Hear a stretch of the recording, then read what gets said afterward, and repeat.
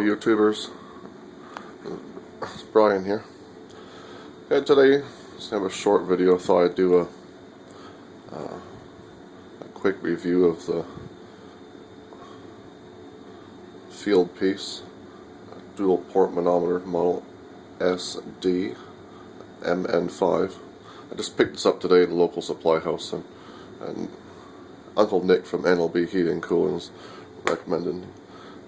It's getting close to winter time, close to heating season, and a good thing to have to add to your toolbox is a dual port manometer. It makes we're getting into a lot of 95% plus high efficiency furnaces. So a lot of them have 2 pressure switches, 2-speed inducer motor, and sometimes you have a 2-stage gas valve, or even a modulating type one.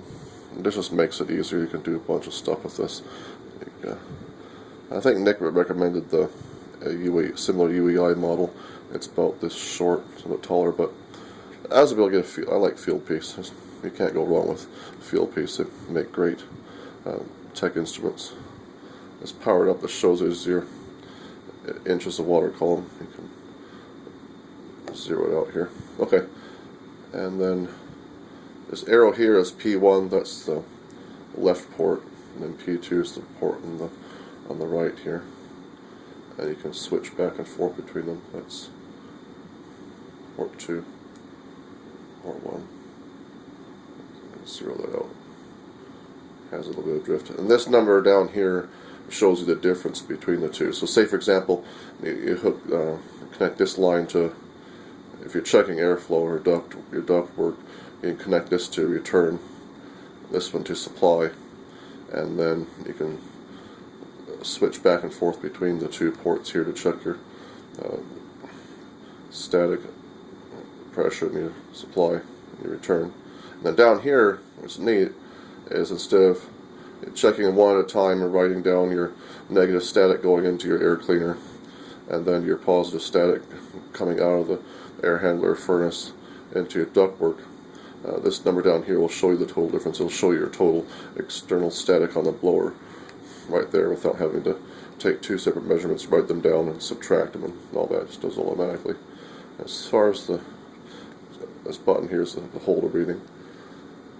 Okay, now as far as the units, we have your standard inches of water column. Another thing this is neat is this will read anywhere from minus 60 inches of water column all the way up to plus 60. So if you're ever working in them bigger train Voyager rooftop gas packs, they have the negative pressure gas valve.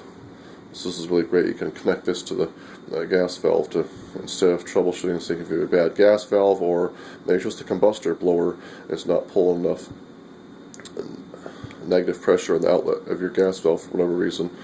Big holes in the heat exchanger, to maybe your fan blades are rotted out, but before you go changing out that $500-600 gas valve, you can connect this up here and make sure you're getting at least negative 0.2 inches of static. How those gas valves work, they will not, even though you might have 24 volts power in the gas valve, no gas will come out of it unless that combustor blower actually draws a bit of vacuum on the outlet of that gas valve. That combustion blower actually sucks the gas out of the gas valve once, of course, assuming the coil in it's good and you got 24 volts power to it. So you get inches of water column, you get millimeters of water column for really precise measurements, and then you have your millibars, and then PSI.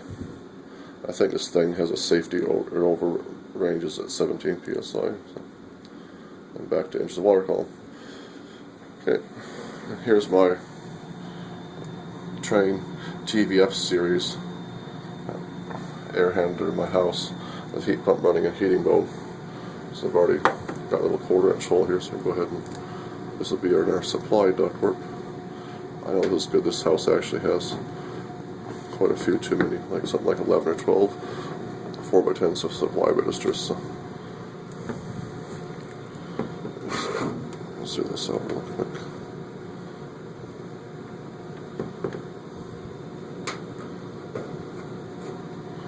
And it has a handy little magnet here, so you can hands-free operation. So we got a whole whopping 0.02 positive pressure. It's almost nothing. So let's return air pumps. Go ahead and get a reading here. Now, remember, guys, some of you might have watched my video in June, back when I did a little service on this thing and an overview of it. Okay, so we got negative 0.13. You might have remembered, and I mentioned that video shot back in June, the beginning of summer. Then I added so here's the 16 by 20 return air grill on the wall here. But like I said in that video here, it has to go up into the ceiling, up in the attic, and then across over here and back down. So here's the little grill I added here, which just goes directly into that sheet metal box the air handler is sitting. So watch what happens here and block this off. And get a book here. Yeah, see that? How it just sucked that whole book on it. Hold on.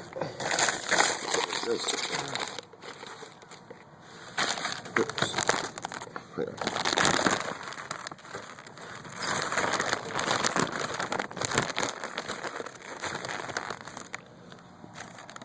Okay, the new vent is completely blocked off with Metallica.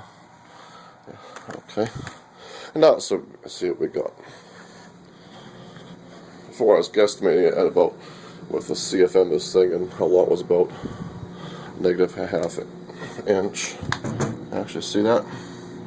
That went way up to negative 0.33, which is fine, still under the ½ inch recommended maximum total external statics. We got negative 0.33 here and plus 0.02 or plus 0.1 up there, so we're well under half. But you hear that little whistling noise?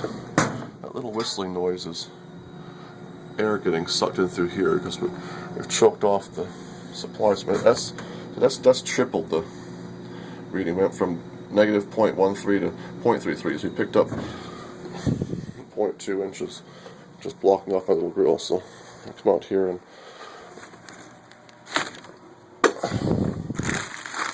pick this up.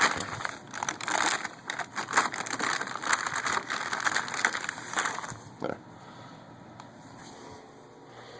Unplugged it. And it sounds happier already. There. You can see that here. It's back to 0.13.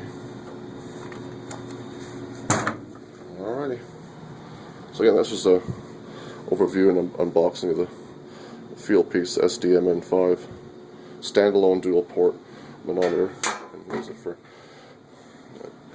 checking your gas valves, troubleshooting maybe a bad pressure switch on a 80% plus furnace. You can just pull the little rubber hose off the inducer motor, pull it off the pressure switch, connect this up, turn the furnace on, and you can see if you're actually getting enough suction on that pressure switch, so you can make a determination whether your pressure switch is bad or your inducer motor is bad. And here's a look at the box. This is what she all gets. Batteries are included. I didn't use the battery it came with. It was just some no-name crap. Battery came from China, but batteries are included.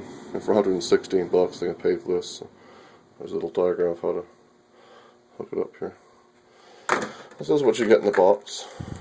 2 lengths of 5/16 vinyl tubing, the handy little brass 1/8 male pipe thread, a screw adapter so you can take your little pressure tap out of your gas valve. These will fit most standard gas valves in the pressure tap, and you just thread this in with the gas turned off, of course, the furnace shut off, of course. Then you can go ahead and fire it up, and you can make sure your regulator and your gas valve is set properly.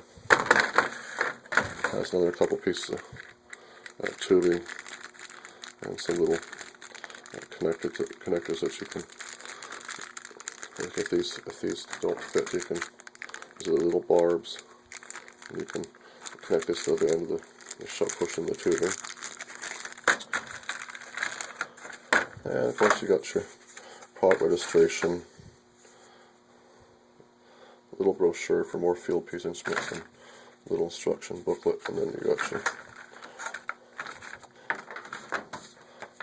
certificate of conformity paperwork. So it's not a bad deal, really. It's very accurate, really easy to use. Well, the only caveat said, thanks, I'd like to have a button for backlight and display when you're working in dark basements and stuff, but you know, other than the lack of a backlit display, it's got nice rubber housing. It's very light. This is with batteries. I think this is under half a pound. It's not even 8 ounces. Okay, and there you have it. So, quick review of the Fieldpiece dual port Manometer.